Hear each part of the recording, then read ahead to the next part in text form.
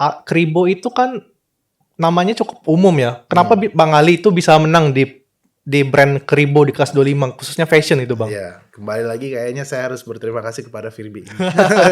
Karena mereka yang memperjuangkan image saya yang saya selalu tekankan, oh saya mau ini Kribo ini. Saya benar-benar mau, apalagi logonya hitam putih itu lebih susah lagi. Benar, Itu benar. harus saya dapat info dari tim Firbinya, itu lebih susah. Jadi yang benar-benar memperjuangkan ini sebenarnya harus lebih, yang bisa jawab lebih detail itu sebenarnya harus kalian harus cek ke Firbi langsung. Tapi saya di dalam otak saya udah kekeh, oh saya harus ada Kribo ini. Soalnya sebelumnya memang nggak ada.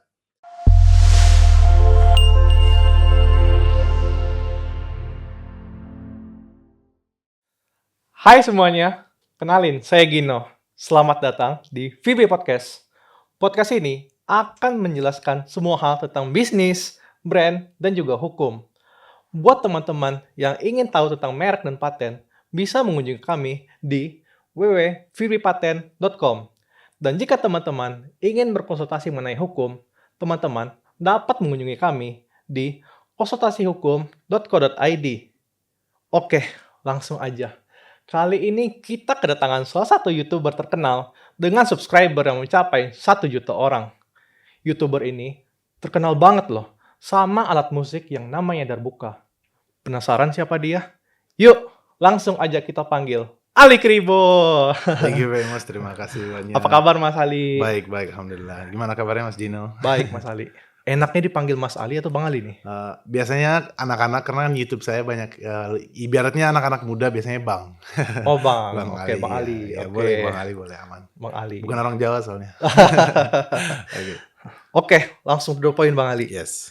Sekarang kegiatannya apa aja nih? Selain fokus di YouTube yang udah 1 juta subscriber. Ini alasan kenapa saya mulai YouTube itu sedikit karena bisnis juga dan sedikit karena saya memang otaknya sebenarnya lebih kepada bisnis daripada dibilang musisi. Oh begitu. Jadi itu satu hal yang Iya. mungkin banyak orang nggak Oke. tahu, tapi karena kalau mau sukses dalam musik Mm-mm. pasti harus ada mental bisnisnya atau mindset bisnisnya harus ada. Oh, I see.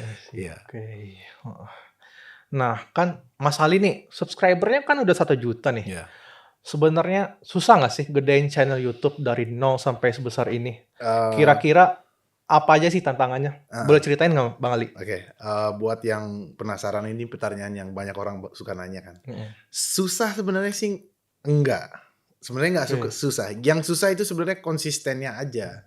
Secara difficult sih enggak, cuman bagaimana caranya kita terus-menerus bisa kreatif. Oke. Itu yang susah sebenarnya.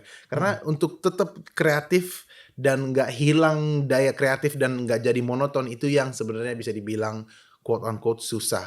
Jadi yang biasanya orang mikirnya itu oh tinggal bikin video atau tinggal ini, pasti ada waktu di mana kita jenuh. Bagaimana cara mengatasi jenuh itu dan tetap kreatif, itu yang bisa dibilang tantangannya di situ, ya. Buat saya itu yang pengalaman saya seperti itu. Sempat drop banget sampai 2 atau 3 kali ya. Yang benar-benar kita harus bagaimana caranya ada gebrakan baru yang kreatif gitu. Itu yang bisa dibilang tantangannya di situ, kreatif dan terus-menerus nggak berhenti. Dan karena saya butuh waktu mungkin 5 sampai 6 tahun untuk sampai 1 juta. 5 sampai 6 tahun. Yes. Oke, cukup lama ya, Mas? Iya, lumayan. Oke. Nah, berarti kan Mas Ali ini udah terkenal banget ya. Udah dikenal banyak orang, terus subscribernya udah 1 juta orang. Terus sekarang gimana sih cara Mas Ali menjaga nama baik itu supaya brand image-nya itu tetap terjaga, Mas? Oke, jadi kalau terkenal banget sih menurut saya nggak terlalu sih ya. Tapi tergantung relatif ya, relatif. Jadi saya sebelum mulai YouTube, saya memang sudah main di band, ada 3 atau 4 band. Komunitas darbuka saya juga itu sudah jalan hampir 15 tahun sekarang. Jadi memang orang-orang sudah mulai tahu saya itu siapa, tapi sebenarnya itu generasi yang bukan di YouTube, generasi di atas mereka. Oke. Nah, jadi menurut saya ada bantuannya sedikit di mana orang-orang sudah tahu tentang saya tapi mungkin belum tahu sayanya. Nah, jadi anak misalnya nih, orang ini punya anaknya kasih tahu, oh ini saya lihat pemain darbuka di YouTube bla bla bla. Orang tuanya jadi ingat connect ke, oh orang ini saya pernah lihat di waktu ini atau di band ini. Gitu. Jadi menurut saya terbantu di mana 100 juta subscriber pertama. Karena dalam 1 tahun saya sampai 100 juta, 100.000. 100.000. 100.000 Oke. subscriber di 1 tahun pertama. Satu tahun. Untuk 100.000 ke 1 juta itu butuh 5 tahun. Jadi 100.000 pertama itu lumayan cepat bisa dibilang. Karena 1 tahun 100.000. Dari saya mulai sampai 1 tahun itu 100.000. Memang target saya waktu itu segitu. Karena dapat, oke, berarti ini tandanya bahwa saya benar-benar fokus di YouTube. Nah, untuk orang-orang kenal saya untuk jaga image itu sebenarnya image-nya sudah terbentuk. Oke. Karena orang udah tahu tentang komunitas Derbuka ini. Saya juga udah main di beberapa band.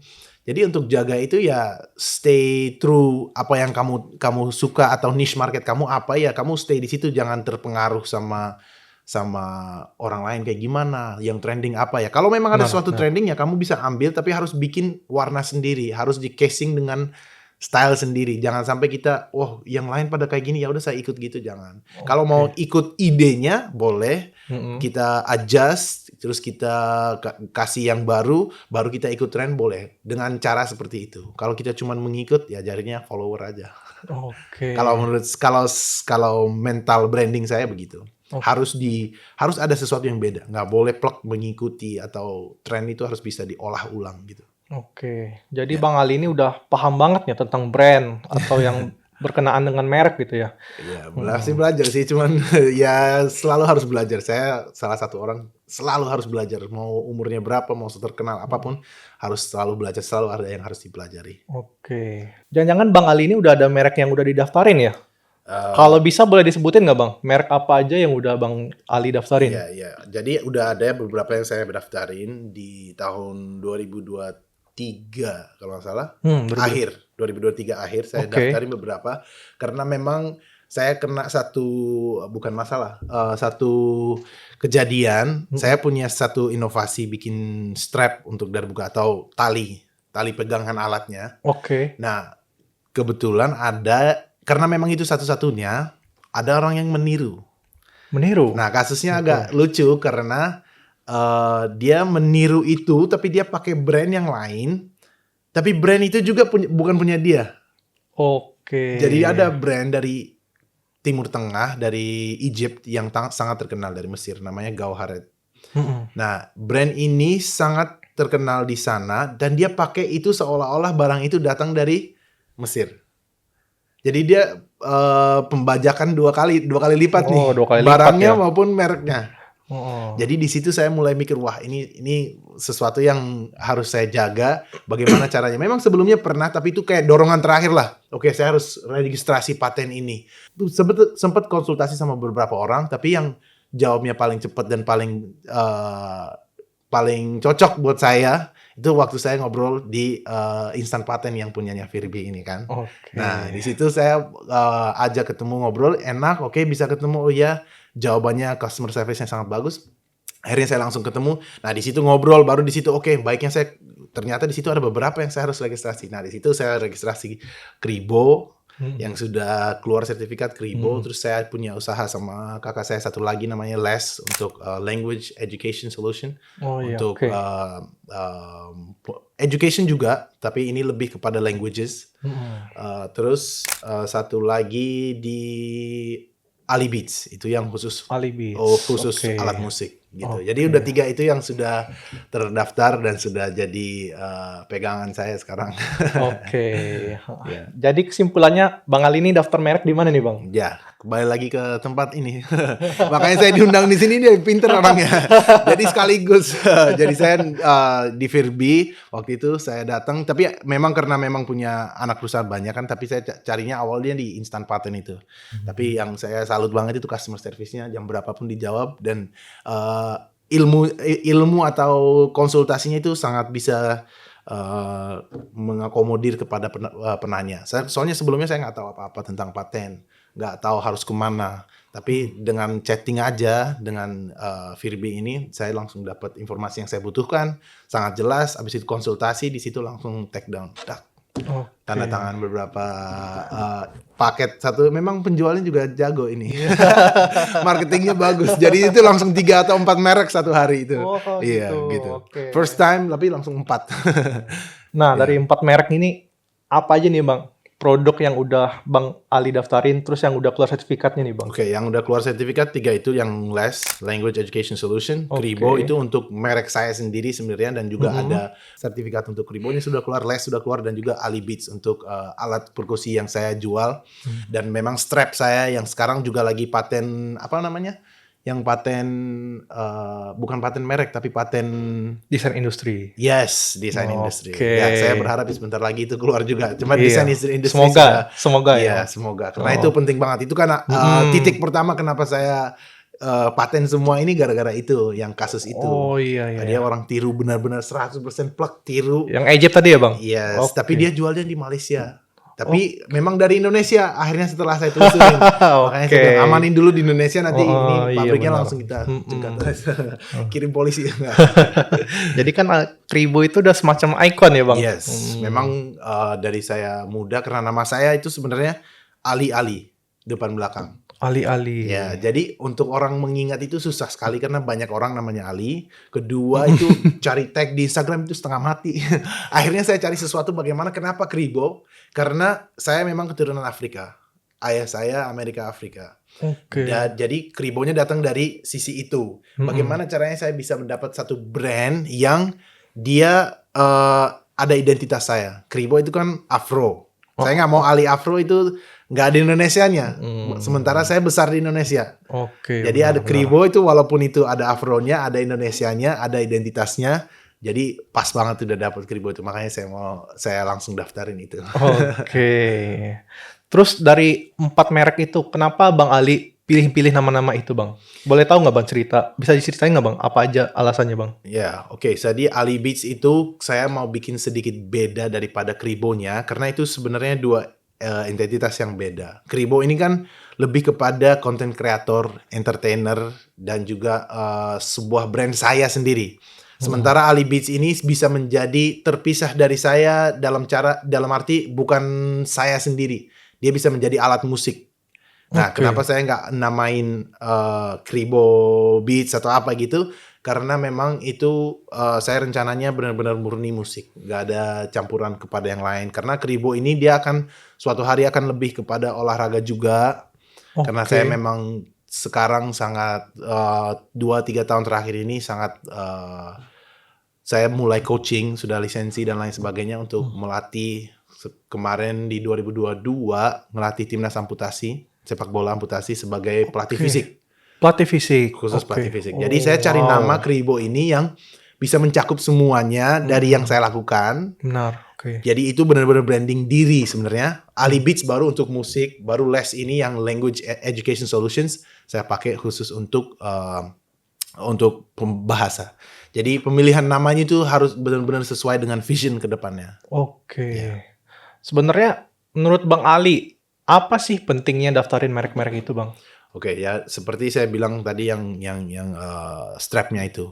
Jadi kalau kita nggak hati-hati, pasti Virbi Group atau orang-orang yang tahu brand pasti banyak yang tahu tentang kasus-kasus yang terkenal tentang nama itu menjadi masalah ketika kita mau menjual atau kita mau branding satu tempat atau satu alat dengan brand itu. Kalau kita nggak punya haknya kalau misalnya kita nggak daftarin patennya atau kita nggak daftarin secara hukum.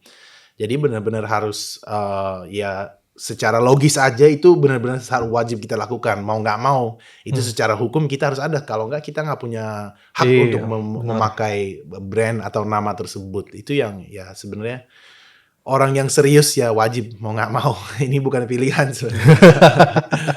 Yeah. Nah ngomong-ngomong Bang Ali, gimana sih cara Bang Ali dapetin 1 juta subscriber? Kali aja nih, ada penonton kita yang mau jadi YouTuber juga nih Bang. Oke. Kalau mau jadi YouTuber, intinya adalah yang nomor 1 yang saya selalu bilang, jangan untuk mengejar subscriber atau AdSense. Pastikan orang mikir, wah YouTuber 1 juta subscriber, AdSense-nya banyak nih, uangnya banyak. Saya juga mulai YouTube itu nggak pernah karena memang kalau dapat uang sekaligus nggak ada yang nolak kan pasti. Iya benar. Cuman kalau misalnya dia intinya untuk itu bakal susah. Harus ada niat yang lebih besar daripada cuman mencari hasil. Karena ada waktu di mana itu akan turun banget. Bagaimana kita akan menerus. semangatnya dari mana, dan harus sesuatu yang kita passion, yang kita benar-benar suka melakukan. Kalau kita suka melakukan, kita nggak akan merasa keberatan. Bayangin Mas main apa ya, sesuatu, punya hobi baru. Selama 6 tahun, kalau benar-benar itu nggak hobi, pasti itu akan hilang. Orang yang suka sepedaan tiba-tiba gara-gara temennya sepedaan, 1 tahun maksimal 2 tahun dia udah nggak main lagi. Nah bayangin saya udah 6 tahun ini bikin YouTube, dan kenapa saya bikin YouTube? Untuk menyebar ilmu bagaimana cara main darbuka. Bagaimana caranya, ya pertanyaan why saya pas bikin YouTube. Why? Kenapa saya bikin YouTube? Karena saya mau kasih ilmu yang bermanfaat kepada orang-orang di daerah yang nggak sempat ketemu saya, yang sering DM, sering minta ini tutorial ini, ya ini cara paling cepat untuk dapat manfaat untuk mereka. Jadi kalau saya nggak dapat hasil apapun, minimal at least ada manfaat untuk orang lain, dan itu akan menjadi hasil buat saya secara mungkin nggak ekonomis, tapi secara benefit amal baik begitu pasti ada. Jadi pemikiran saya biasanya selalu ke why-nya. Kenapa saya melakukan? Pasti nggak karena uang, karena kalau untuk itu nggak bakal lama. Jadi kalau ada yang mau bikin YouTube, silahkan, tapi cari sesuatu yang kamu sangat passion, sangat niat dan hobi untuk hal itu. Dan seharusnya kamu sebelum YouTube, kamu udah melakukan ini. Karena kalau mulai pas YouTube, kemungkinannya kecil untuk sukses. Kedua, konsisten itu. Konsisten terus, kreatif terus, seperti saya bilang di awal. Kreatif terus, konsisten terus. Dan terakhir, ya harus ada why yang lebih besar daripada hanya duniawi saja. Menurut saya gitu. 3 itu sih. Kalau ada 3 itu pasti akan jalan. Iya, oke Bang. Nah, kita throwback lagi nih Bang Ali. Sebenarnya apa sih awal mula yang bikin Bang Ali ini pengen ngebentuk channel YouTube itu Bang? Terus gimana cara Bang Ali mempertahaninnya sampai sekarang? Kan sekarang udah 1 juta subscriber nih Bang. Gimana cara mempertahaninnya Bang? Ya, harus kita benar-benar, you have to like what you do. You have to like what you do. If you don't like it, mustahil. Kita nggak bisa maksain diri untuk terus-menerus melakukan sesuatu, apalagi kalau lagi nggak ada hasil. 1 juta subscriber itu nggak ada artinya kalau nggak ada yang nonton. Itu satu. Really? Iya benar, nggak ada artinya kalau nggak ada yang nonton. Karena itu cuma angka saja. Tapi kalau kita nggak ada kualitas, nggak ada daging ibaratnya dalam video kita, kita nggak akan dapetin kualitas kalau kita nggak passion, kalau kita nggak suka, dan kita nggak akan bisa terus-menerus mengeluarkan kreativitas kita kalau itu sesuatu yang kita nggak benar-benar suka. Jadi kembali lagi ke itu, harus you have to be passionate about it, like what you do, that way you can continue. Kalau nggak, mustahil. Karena nggak akan selalu dia naik terus, nggak mungkin. Ada titik jenuhnya yang pasti. Benar. Harus benar kita lewati, dan itu bisa berapa kali terjadi. Itu semangatnya patah itu pasti ada. Jadi pasti ada. Jadi harus ada sesuatu yang walaupun saya punya YouTube atau enggak, saya tetap akan lakuin ini. Nah, kalau pertanyaan itu bisa dijawab dengan iya, jalankan. Itu aja. Oh, gitu. Ya, basically itu. Ya. Nah, Bang Ali, sekarang kan kita tahu Bang Ali udah punya brand yang namanya Kribo. Terus juga udah dapat sertifikat nih Bang. Boleh cerita nggak Bang, produk Kribo itu apa aja sih Bang? Jadi produk Kribo itu yang saya lakukan adalah biar saya bisa pakai kata Kribo itu dengan saya pakai baju itu pun, atau itu di atas tas saya atau apapun itu, karena memang saya registrasi di fashion kan. Nah itu saya untuk bikin merchandise untuk fans saya. Apapun yang saya bikin itu, biar saya nggak suka pakai brand kecuali itu brand yang memang ada manfaatnya untuk saya. Jadi saya harus bikin brand sendiri. Jadi Kribo itu saya bikin khusus untuk fashion, untuk t-shirt, apapun itu, short atau apa. Nanti ke depannya saya juga mau bikin untuk aparel olahraga gitu. Untuk olahraga ya, itu bandana, atau itu kaos, atau itu celana panjang. Tapi saya mau khusus untuk spill di sini sedikit bahwa itu saya mau bikin khusus untuk olahraga ini. Tapi sebelumnya cuma menjadi merchandise seorang Ali Kribo itu. Oke Bang Ali. Oke. Nah, boleh tahu nggak Bang, gimana tips supaya merek Ali Kribo ini bisa menang di kelas persaingan fashion nih Bang, khususnya kelas 25 nih Bang.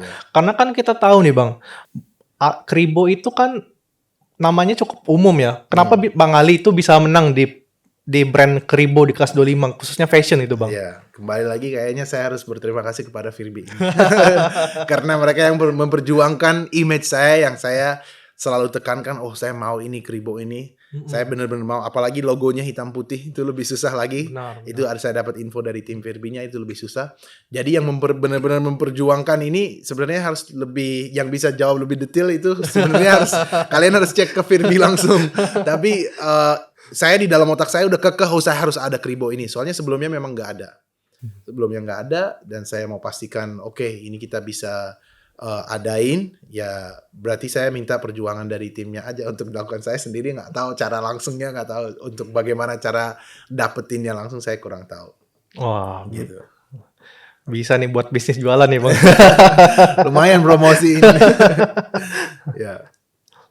Kan kita juga udah lihat Bang Ali daftarin merek yang namanya Ali Beats nih Bang. Ya. Nah, ini kan kebalikan banget Bang dari Kribo yang khususnya di fashion ini Bang. Sedangkan kalau kita lihat di Ali Beats ini kelihatannya segmented banget ya. Nah, banyak yang nanya nih Bang, gimana caranya Bang Ali bisa survive di bisnis yang segmented kayak Ali Beats ini, dan gimana cara Bang Ali cari untungnya gini Bang? Ya, oke. Sebenarnya saya selalu mindset bisnis saya begini. Cari niche market yang kamu bisa kuasai. Oke. Nah, alhamdulillah saya dengan YouTube saya dan lain sebagainya, saya bisa kuasain bisnis Darbuka secara orang pasti percaya dengan brand saya. Nah, jadi mindset bisnis atau bisnis plan saya itu cari niche market yang bisa kuasai niche market itu, pasti akan ada jualannya di situ. Karena kita yang akan terpercaya di situ. Nah, dengan adanya YouTube saya, dengan adanya tutorial dari saya, orang otomatis percaya dengan saya dengan kualitas apa yang saya keluarkan. Okay. Makanya saya bisa jual dengan harga di atas normal. Satu, karena memang kualitas. Dan kedua, terpercaya. Dan ketiga, mereka nggak ada banyak option. Karena itu niche market banget. Opsi apa lagi yang mereka punya? Gitu. Jadi kita menguasai tiga-tiga itu. Terkenal, terpercaya, dan nggak banyak option. Apalagi untuk strap Darbuka yang saya kasih tahu tadi, yang kita bikin desain industri, memang tidak ada orang lain yang punya itu. Jadi benar-benar menguasai satu market yang kecil, niche market, kuasai market itu, baru di situ dengan terkenalnya juga, bukan hanya kita bikin sesuatu yang nggak ada orang tahu. Karena sudah ada YouTube saya, maka marketingnya gampang. Baru niche market itu memang orang sudah percaya sama saya dengan track record yang panjang, dengan YouTube yang bisa backup secara data, ya otomatis saya bisa menguasai niche market itu. Jadi bagaimana caranya kita bisa masuk ke niche market, kuasai niche market itu sebagai yang mendorong niche market itu, ya pasti kita bisa jualan di situ. Oke. Kita kembali lagi nih Bang ke brand Kribo. Ya. Gimana sih cara Bang Ali memandang persaingan bisnis di fashion khususnya Bang? Kalau fashion sebenarnya banyak sekali.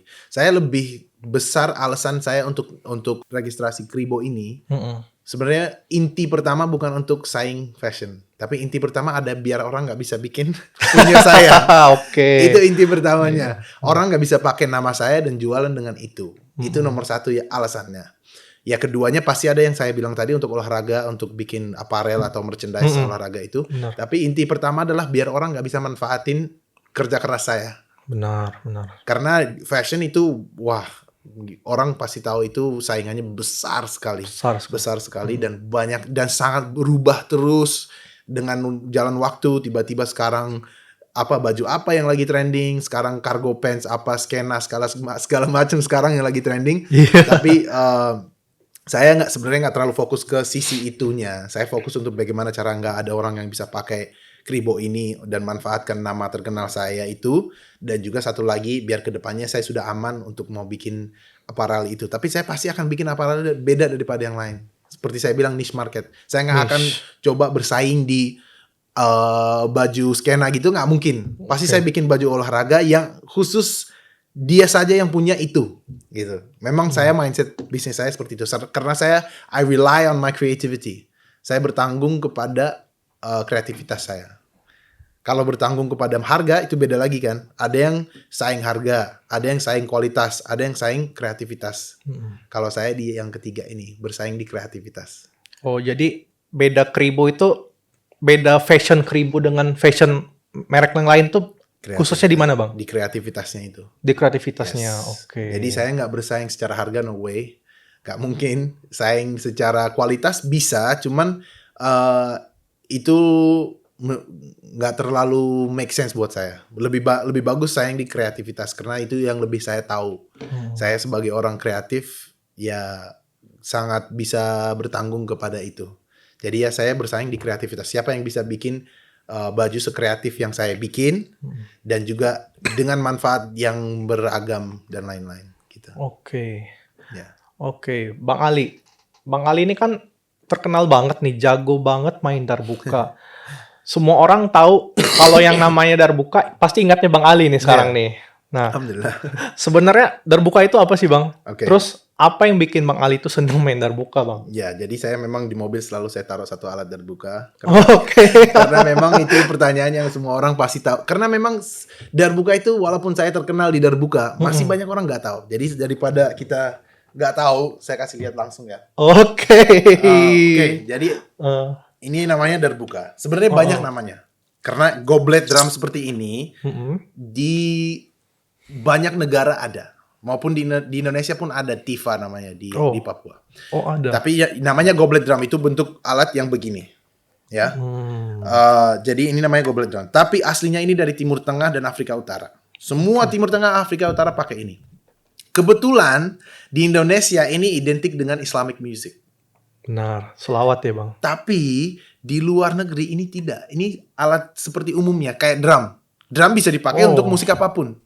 Nah, ini alat pokok mereka di Timur Tengah dan Afrika Utara. Oke. Ya, jadi namanya darbuka. Darbuka ini salah satu nama dari awalnya saya juga nggak tahu sebenarnya. Tapi di Turki dipakai, ada yang bilang derbake Derbake. dengan kata-kata logat yang beda-beda. Ada yang bilang tabla. Di Amerika justru namanya dumbek. Nggak tahu itu Dumbek. datang dari mana nggak tahu. Di Indonesia pun ada yang bilang ketimpung. Ketimpung. Ada yang bilang juga terus kalti. Di Jawa ada yang bilang ini kalti juga. Tapi ini versinya ada yang beda-beda. Ini ada yang bautnya di luar, ada yang terbikin dari kayu, ada yang kecil, ada yang dari aluminium yang tipis kecil. Jadi variasinya beda. Seperti gitar kan banyak, ada yang elektrik, ada yang akustik, ada yang besar, ada yang kecil, ada ukulele, kayak gitu-gitu. Ya, sama seperti itu. Jadi variasinya banyak. Tapi yang nama yang saya paling suka itu darbuka, dan itu nama yang komunitas kita pakai juga, yang sudah kita registrasi juga sebagai perkumpulan. Oke. Jadi ini namanya darbuka. Darbuka ini kenapa kita pakai kata darbuka? Karena nyambung artinya. Begitu pukulan pertama, semua pintu-pintu kebuka gitu. Filosofinya sedikit. Ya, jadi ya memang di rumah saya sudah banyak seperti ini. Darbuka saya udah punya banyak dan saya juga udah produksi juga. Makanya saya registrasi Ali Beats itu. Nah, makanya strap yang saya bicarakan tadi, yang inovasi desain industri yang saya bikin yang ini. Oke. Ya. Jadi ini bisa dipakai pas berdiri. Sebelumnya kan nggak bisa. Karena ini kan pegangnya di samping. Bagaimana kalau kita berdiri pasti jatuh kan, nggak ada tumpuhannya. Oh iya. Jadi saya bikin strap ini karena saya mengalami seringkali ada yang mau pas pernikahan mau diarak, ya bahasa Indonesianya kan, diarak atau dikirap. Kirap pengantin pakai darbuka. Nah, sekarang sudah banyak. Terus ada parade-parade di mall pas bulan puasa pakai darbuka. Bagaimana caranya kalau memang dia harus pegang satu tangan, main satu tangan nggak maksimal. Iya, benar. Jadi sebenarnya harus main dua tangan gitu. Jadi darbuka bentukannya seperti ini, dan penonton nanti pasti bisa cari tahu tentang darbuka. Kalau mau belajar juga bisa langsung tuh Ali Keyboard Channel. Promosi ya, Bang. Sedikit. Nah, mumpung Bang Ali nih lagi bawa darbuka, boleh dong Bang kita dengerin Bang Ali main darbuka nih. Kita kasih cicipan sedikit. Boleh. Jangan banyak-banyak. Jadi basic soundnya itu ada yang low, ini bisa dibilang low-nya, ada high-nya, terus ada pukulan mid-nya lah, slap-nya. Ya, jadi kalau lagu-lagu sholawat, lagu-lagu qasidah itu sering kali pakai beat yang 4/4. Kalau orang musik pasti tahu 4/4 itu apa. Jadi dia kayak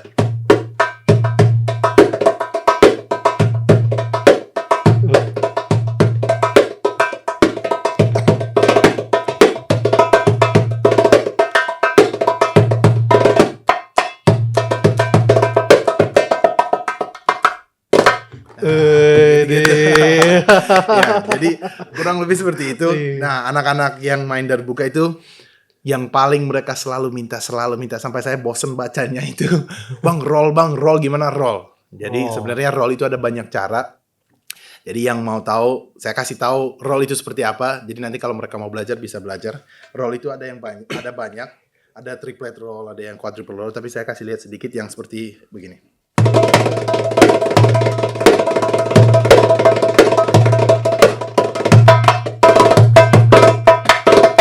Ya, yang ger gitu namanya roll. Jadi Oh, bisa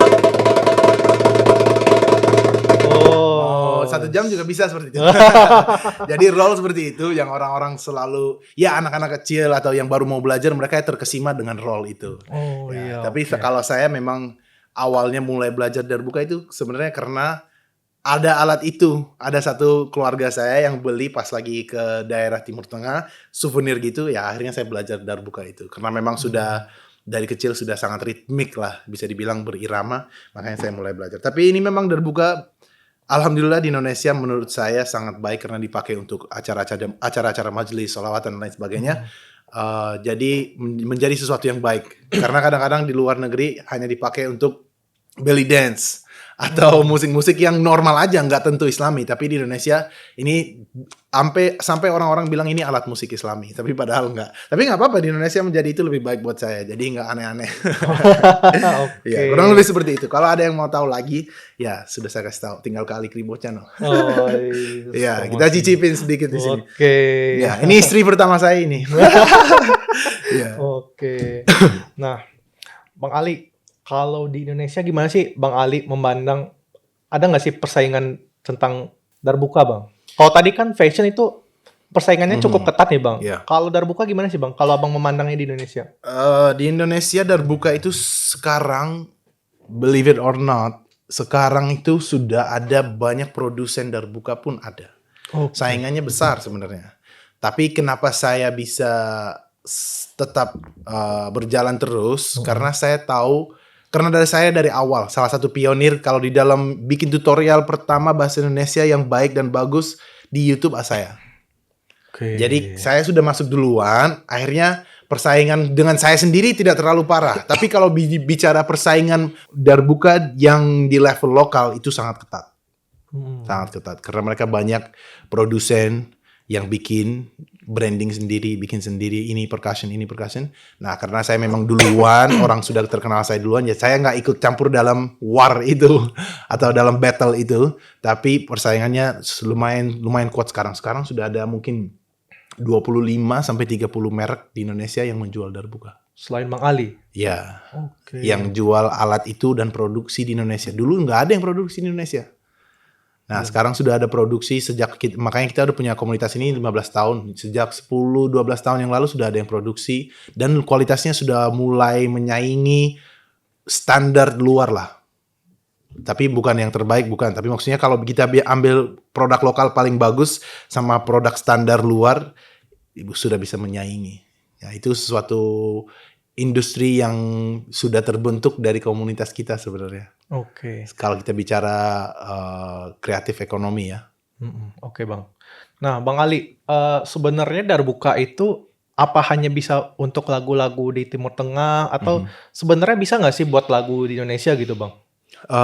Sebenarnya bisa, cuman dia ada satu kecepatan tempo, satu tempo yang dia biasanya lebih masuk ke situ. Saya pernah kolaborasi sama lagu Indonesia, pernah kolaborasi dengan lagu rock, pernah kolaborasi dengan bandnya Ahmad Albar siapa? God Bless. God Ya, Bless. God Oke, Bless. God Bless. Pernah saya Oke. recording untuk God Bless. Pernah recording untuk iklan. Oke. Iklan waktu apa itu ya? Lupa brandnya. Iklan juga pernah. Recording pentas juga dengan Ahmad Dhani pernah. Udah berapa kali, justru udah lumayan sering. Ya setahun 2 kali lah pentas di situ. Jadi sangat masuk. Tergantung style musiknya aja. Dia bisa nggak mengkolaborasikan dengan enak. Karena dia nggak segampang itu untuk masuk kemana-mana. Nggak terlalu gampang. Tapi pasti bisa.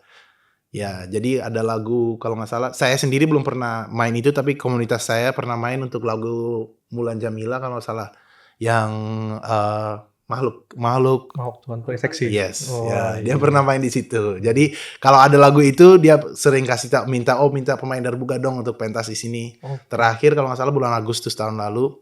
Terus pernah saya pentas sama Ahmad Dhani di Malaysia pakai darbuka, lagu-lagu dia semua. Karena Malaysia waktu itu ketentuannya mereka nggak mau alat musik melodi.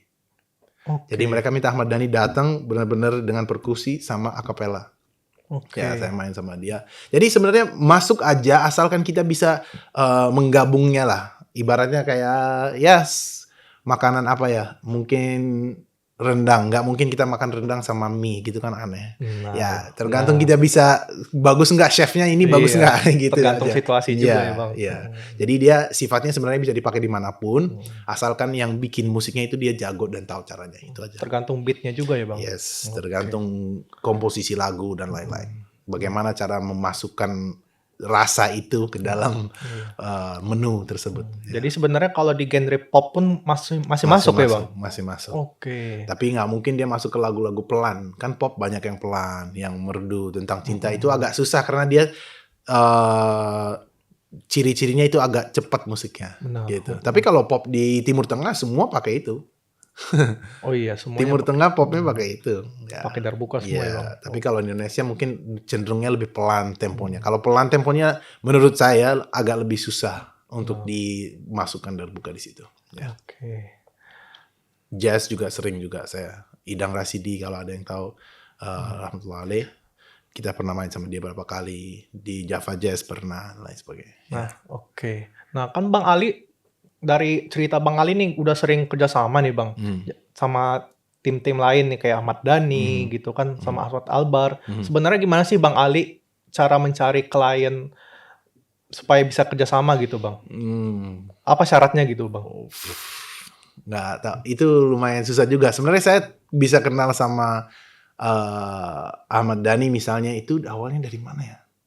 Manajernya. Oh, jadi ada pemain keyboard yang biasa dipanggil manajernya Ahmad Dhani. Ahmad Dhani minta, tahu nggak pemain darbuka? Baru dia hubungin saya. Jadi sebenarnya nggak ada jalur kayak, kamu harus kesini terus registrasi. Bukan paten, bukan. Jadi dia bener-bener ya sesuai rezeki mungkin. Karena saya nggak tahu bagaimana cara saya kenal sama banyak orang kayak gitu, nggak tahu. Ya pasti dengan nama yang terkenal juga. Tapi ya mereka tahu dari mana juga saya kadang-kadang nggak tahu. Ada yang hubungin, nggak tahu dia tahu dari YouTube, dari temennya dia atau apa, kan saya nggak isi formulir kayak di restoran, nggak tahu dari mana, dari temen, dari Instagram atau dari itu, nggak ada formulir kayak gitu. Jadi saya nggak tahu dia tahu saya dari mana, kadang-kadang saya nggak tahu. Jadi ya kembali lagi ke rezekinya pasti, dan ya kita baik dalam melakukannya pasti akan ada yang datang untuk minta. Oke. Gitu. Ya. Nah, jadi dari cerita Bang Ali nih, menurut Bang Ali paling enak main darbuka itu di mana, Bang? Bareng siapa gitu? Good question. Kolaborasi yang paling berkesan, Bang. Paling berkesan. Ouch. Kolaborasi sama nama-nama besar ya. Benar. Kayaknya waktu main sama Ahmad Dhani di Malaysia kayaknya. Oke. Itu karena konsep beda. Bukan style Ahmad Dhani yang normal dan juga bukan Dewa kan. Ini Ahmad Dhani khusus dan dia bikin, kita recording ulang loh. Semua lagu dia, 8 lagu. 8 Karena lagu? nggak boleh ada bass, keyboard, gitar, nggak boleh. Jadi dia menyetujui ini, dia bilang ke saya langsung karena saya suka tantangan baru katanya. Oh, iya. Jadi dia recording ulang semua lagu dengan backing vokal, perkusi. Ada pemain perkusi 4, pemain drum 1, backing vokal 4 sama beliau, 10 orang di panggung. Jadi itu mungkin sesuatu yang paling berkesan. Kita berangkat semua bareng-bareng ke Malaysia, main di sana, acaranya sukses, alhamdulillah. Ya mungkin itu salah satu yang terkenal yang berkesan secara kolaborasi ya. Karena sesuatu yang baru. Dan dia habis itu katanya mau bikin satu album khusus itu, perkusi sama backing vokal tanpa alat musik. Ya kita tunggu aja tanggal tayangnya. Oke. Iya. Nah, dari lagu Ahmad Dhani nih, Bang. Mana yang paling nyambung sama permainan Bang Ali nih waktu di Malaysia kemarin? Yang mungkin yang saya paling suka ya, lagu yang saya paling suka Satu. Apa tuh, Bang? Nama lagunya Satu. Oh, satu. Oke. Ya, nama lagunya Satu. Itu salah satu yang saya paling suka liriknya juga. Dan waktu saya main itu paling yang saya terngiang-ngiang di otak yang itu. Oke. Iya, Oke. iya. Kalau Valentine, itu bagusnya lagu apa Bang? Kalau untuk berbuka, bisa Tanggal nggak Bang? 14 Februari nih. Iya, Waduh. Orang-orang bucin pada nanya. nah, benar. Kalau di musik Arab sebenarnya banyak banget yang sangat-sangat romantis ibaratnya ya. Mm-mm. Eh, yang terkenal juga di dunia sholawat, ya biasanya kalau ada penyanyi sholawat dia cover lagu-lagu seperti itu. Mm-mm. Ada bahasa bahasa Arab doang kalau saya tahu, kalau bahasa Indonesia Valentine apa nama lagunya? Em, Apa tuh Bang? dia penyanyinya namanya Shirin. Shirin. Ya, Sherin. Shirin dia sangat terkenal. Lagu dia baru mungkin akhir tahun lalu terkenal untuk lagu romantisnya dia. Itu bukan lagu religi, itu khusus tentang percintaan. Dan itu sangat terkenal. Mungkin kalau ada yang mau cari tahu, cari nama itu aja di YouTube, pasti banyak yang cari yang berjuta-juta viewsnya, itu pasti ada di situ. Jadi kalau mau tahu tentang lagu-lagu yang ada dari buka yang romantis, cari artis itu, Shirin. Shirin. Yes. Oke. Nah, Bang Ali, bentar lagi kan Ramadan ini Bang. Yes. Nah, sebenarnya menurut Bang Ali, apa sih momen yang paling berkesan pas bulan Ramadan ini Bang? Saya 4 atau 5 tahun terakhir, justru sebenarnya 2018 mulai, tapi sempat berhenti karena COVID. Saya justru sering banget main di mall. Main di mall. Yes. Kenapa tuh Bang? Sebelum buka puasa dan sesudah. Jadi mallnya itu merasa sebagai suasana, kan tahu sendiri kalau mall itu kan cari momen yang lagi apa. Kalau lagi Imlek ya semuanya Cina gitu. Kalau bulan puasa ya kita manfaatin itu untuk kita main sepanjang bulan puasa itu pasti di weekend ada di mall. Entah itu di Jakarta Pusat, sampai pernah ke Jogja, dan insya Allah tahun ini juga ke Jogja juga, Solo juga, mungkin Bali, tapi semuanya di mall. Di mall. Yes. Oke. Nah, semuanya di mall dan di weekend. Kalau di hari biasa kantor yang mau buka puasa adain acara buka puasa bersama.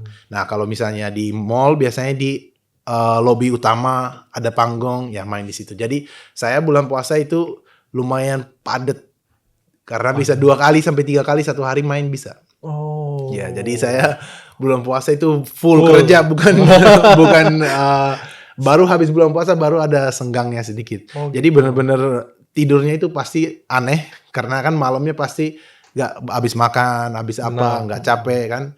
Paginya bisa sound check, siangnya baru tidur, baru malamnya main lagi.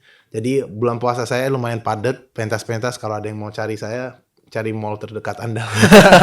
Masih sempat sahur kan itu Bang? Itu dia, itu kadang-kadang sampai baru buka puasa, baru makan ya, buka puasa pas batal, makan itu bisa jam 10 malam, bisa jam 11 malam. Jangan tanya tim saya, nanti saya disomasi. Gak dikasih makan mereka. Ya. Oke Bang Ali, lagi-lagi nih Bang, subscriber Abang kan udah nyampe 1 juta nih Bang. View YouTube Abang yang terbanyak itu dari video apa Bang? Terus sesuai nggak sama Abang, harusnya ini 1 juta nih? Atau sebenarnya ada video lain, sebenarnya ini harusnya 1 juta, ternyata malah yang lain gitu Bang? Yes.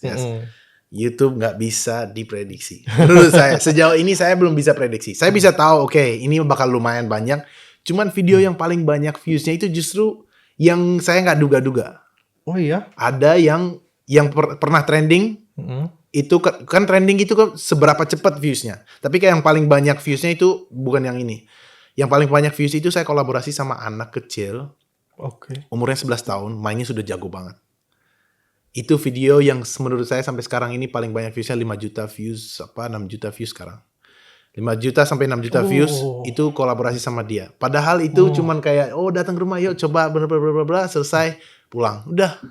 Simple ya, Bang. Bukan yang aneh-aneh enggak. Nah, yang trending waktu itu sempat trending 1 minggu 1 juta views dalam waktu 1 minggu.